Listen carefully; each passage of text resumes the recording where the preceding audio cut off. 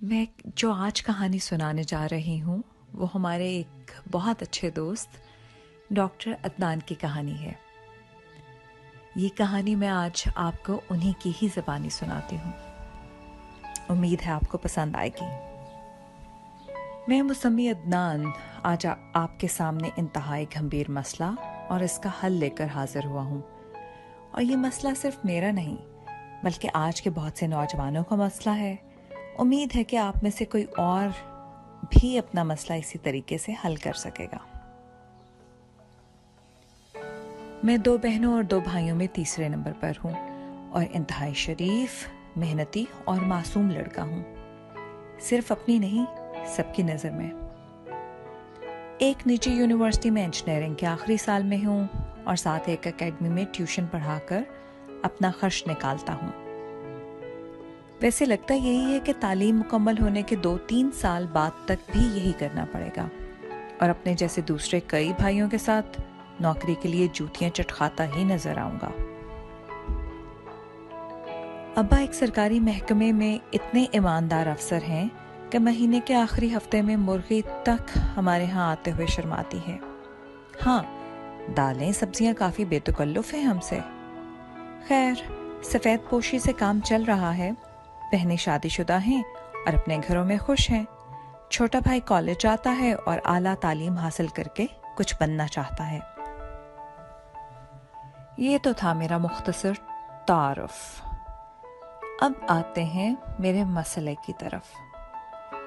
मेरे एक अदद ताया जान की मंझली सपूतनी है मुसम्मात बिस्मा अख्तर उर्फ शफकत चीमा।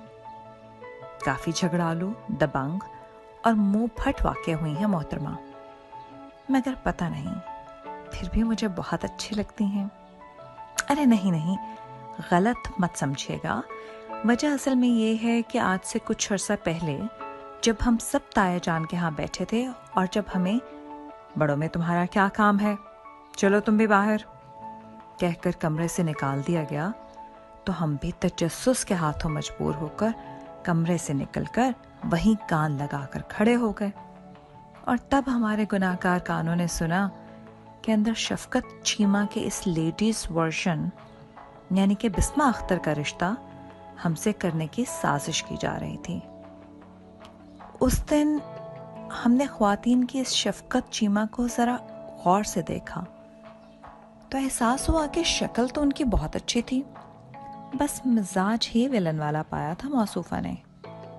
वो जो फिल्मों में ऐसे मौके पर म्यूजिक सा बजता दिखाते हैं ना पस मंजर में, हमारे दिल में भी इस वक्त कुछ ऐसे ही सुर बजते महसूस हुए। अभी हम इन सुरों की रागनी में पूरी तरह गुम भी ना हो पाए थे कि कहकहों की आवाज ने हमें ख्यालों की इस हसीन वादी से निकालकर हकीकत में लापट।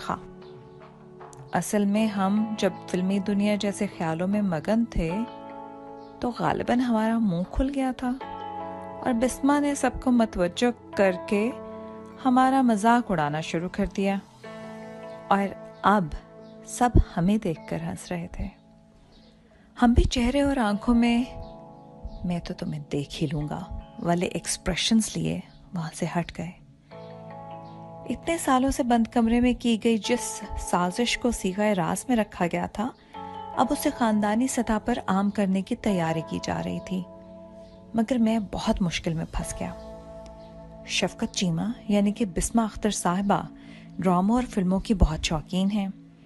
ये तो मैं जानता ही था, मगर उनका ये शौक मेरी जान पर बन आएगा इसका इल्म न था मुझे। अब बात यह थी कि बिस्मा साहिबा को मुझ में कोई ऐसी खूबी नजर नहीं आती थी जो ये साबित करे कि मैं उनसे शादी के काबिल हूँ। ना तो तुम में सालार सिकंदर वाली क्वालिटीज हैं और ना ही अशर वाली काबिलियत और ठहराव। ये डायलॉग अभी पुराना हुआ भी ना था कि ये कोई डॉक्टर असफंदियार बीच में आ पड़ा। सबसे पहले तो उन्हें मेरे नाम पर एतराज होने लगा कि अदनान, इतना आम सा नाम, कोई चाम ही नहीं फील होता बुलाने में। लो कर लो गल, मैंने कौन सा खुद रखा था अपना नाम। सीधे साधे मेरे अम्मा अब्बा ने आसान सा नाम रख डाला कि बड़े बुजुर्ग भी आसानी से बुला लें। अब इसमें मेरा क्या कसूर। दूसरा एतराज, मेरी सूखी सड़ी खुश्क सी इंजीनियरिंग पर। हाय अल्लाह, ग्रेस तो सही में डॉक्टर्स की होती है। वाइट कोट पहने, स्टेथोस्कोप गले में डाले घूमता बंदा कितना अट्रैक्टिव लगता है, तुम्हें क्या पता। यानी कि लख लानत मेरी इंजीनियरिंग थे। फिर उन्हें लगता कि मुझे वो अपनी दोस्तों से मुतारिफ करवाते हुए कितनी शर्मिंदा होंगी। मेरे सीधे सीधे बाजू देखकर वो फरमाती कि मेरे मसल्स तो नहीं, अलबत्ता मसाइल ज़रूर हैं। अब बंदा पूछे कि बीबी जिम कैसे ज्वाइन करूं?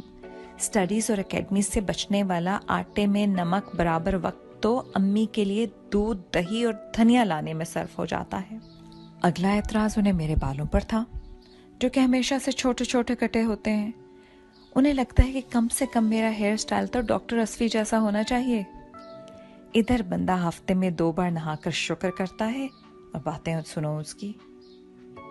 अपने इस डॉक्टर वाली स्टाइलिंग टीम रखवा दो मुझे भी, तो फिर देखो। क्या हर वक्त नीस्ती मूड ऑन रहता है तुम्हारा? कभी अच्छे से ड्रेसअप भी हो लिया करो।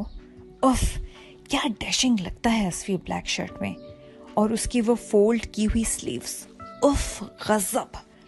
वो खलाओं में घूरती हुई कहती तो मेरी नजरें अपनी जीन्स टी शर्ट पर चली जाती, जो यूनिवर्सिटी जाते हुए बमुश्किल ढूंढ ढांड कर धुली हुई मिल जाने पर मैं खुशी से उछलता हुआ जाता। खैर, अगला एतराज सबसे निराला है। मुझे नहीं रहना शहर की इस आलूदा फिजा में। रहने की असल जगह तो पहाड़ी इलाके हैं, साफ सुथरे, सरसब्ज। बच्चों, इलाज भी तुम्हारा यही है कि इन इलाकों में ले जाए बंदा तुम्हें, पहाड़ से गिर गिराकर खुद ही अल्लाह को प्यारी हो जाओ। अब आप ही बताइए कि मैं क्या करता। उसकी फरमाइशों पर पूरा उतरने के लिए तो मुझे दोबारा से पैदा होना पड़ेगा, यानी कि सारी लाइफ ही साली उल्टी चलानी होगी। अच्छा सॉरी, गुस्से में निकल गया मुंह से। मुझे पता है जो आप सोच रहे हैं। मैं इनकार जरूर कर देता, मगर असल में दिल का मामला था ना, समझा करें आप लोग। खैर, मैंने फैसला किया कि जरा इस डॉक्टर असफंदयार को देखूं तो आखिर ये है क्या भला, जिसने लोगों की शादियों में फड्डे डाल रखे हैं। अपना कीमती वक्त बर्बाद करके मैंने थोड़ा बहुत ड्रामा देखा, और ड्रामा देखते हुए मुझे बिस्मा का ये बुखार उतारने का आइडिया भी आ गया। अगले दिन मैं ताया जान की तरफ चला गया। शफकत चीमा किचन में ही मौजूद थी। मैंने जाते ही बड़े मुहज़्ज़ब लहजे में बात शुरू की। मैंने बहुत सोचा है बिस्मा, तुम ठीक कहती हो। मुझ में वाकई कोई ऐसी खूबी नहीं जो तुम चाहती हो, मगर मैं वो सब करके दिखाऊंगा। मैं डॉक्टर तो नहीं बन सकता, मगर मैं डॉक्टर असफंदयार जैसा बनकर दिखाऊंगा। मैंने रुककर बिस्मा को देखा। बिस्मा हैरत खुशी के मिले जुले जज्बात लिए मुझे देख रही थी। उसका मुंह खुले का खुला रह गया था। देखो, बात यह है कि फिर मैं तुम्हें रिजर्व नहीं करूंगा। फिर मुझे भी डॉक्टर जुबिया जैसी लड़की ही चाहिए होगी। मैं तुम्हें हर्ट नहीं करना चाहता, मगर फिर तुम अपने मामू के बेटे तौफीक के लिए रिश्ते के लिए हाँ कहते ना।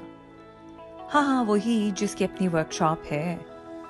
मैंने वर्कशॉप पर जोर डालते हुए कहा, और आखिरी नज़र उसके लाल होते चेहरे पर डाली और वहां से भाग आया। रात को उसकी कॉल आई थी मोबाइल पर, जो मैंने इग्नोर कर दी। अभी यूनिवर्सिटी से आकर अम्मी से खाना मांगा तो खाने के साथ अम्मी ने मंगनी की तारीख तय होने की खुशखबरी भी सुना दी। और हाँ, मेरे इनबॉक्स में एक मैसेज भी मौजूद है जिसमें लिखा है कि मैं समझ गई हूँ अदनान, ये ड्रामों के हीरो ड्रामों में ही अच्छे लगते हैं। तुम जैसे भी हो बहुत अच्छे हो, ऐसे ही रहो बस। और मैं हंसते हुए सोच रहा हूँ कि मैं डॉक्टर तो नहीं, मगर शफकत चीमा का ये डॉक्टर असफी वाला बुखार मैंने उतार ही लिया है। अगर आपकी फुफ्फो, चचा, मामू की बेटी को भी आपकी बजाय किसी ड्रामे का कोई हीरो चाहिए तो उसे भी यही दिमाग खिला कर देखें। उम्मीद है अफाका होगा।